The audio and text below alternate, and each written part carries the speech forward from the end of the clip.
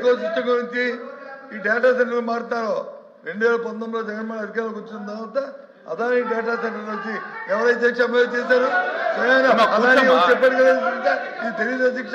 అయినప్పటికీ కూడా వాటి గురించి సంప్రదింపు చేయడానికి డిస్కస్ చేయడానికి దీని మీద సపరేట్ డిబేట్ తెచ్చుకుంటా బిజినెస్ సెక్టర్. కానీ ఈరోజు ఈ ప్రశ్నకి ఈ ప్రభుత్వం లోపాకారిగా మీకున్న లావాదేవీలతో మీ స్వార్థ ప్రయోజనం కోసం అధ్యక్ష చెప్తాను అధ్యక్ష. వైజాగ్లో గీతం భూములు అధ్యక్ష వాళ్ళ కుటుంబానికి వచ్చి 5,000 కోట్ల భూముల్ని ఏ రకంగా అపరంగా కట్టబెడతారు అధ్యక్ష? ఎంతమందికి ఉద్యోగం ఇస్తారు? గీతం 5,000 కోట్ల భూముల్ని కట్టబెడతారు అధ్యక్ష. అధ్యక్ష ఇది సమాధానం అధ్యక్ష. కాబట్టి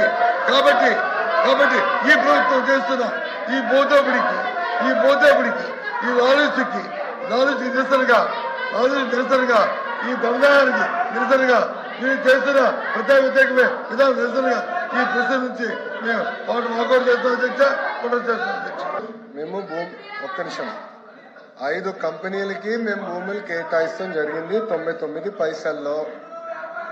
దాంట్లో TCS, Cognizant, ANSR, Raheja Corp, అదేవిధంగా మదర్సన్ ఇంటర్నేషనల్కి మేము భూములు కేటాయించాం అధ్యక్ష.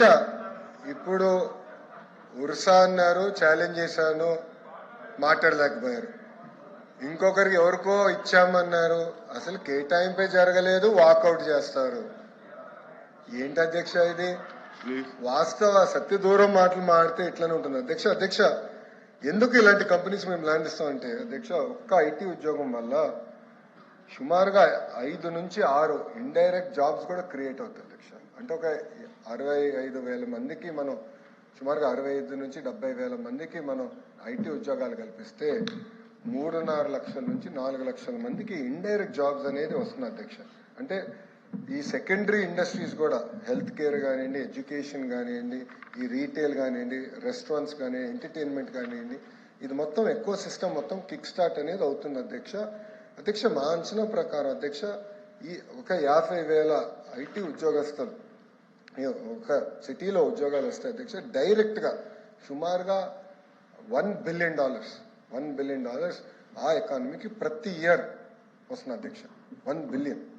మా లక్ష్యం ఏంటంటే 5 లక్షలు అధ్యక్ష.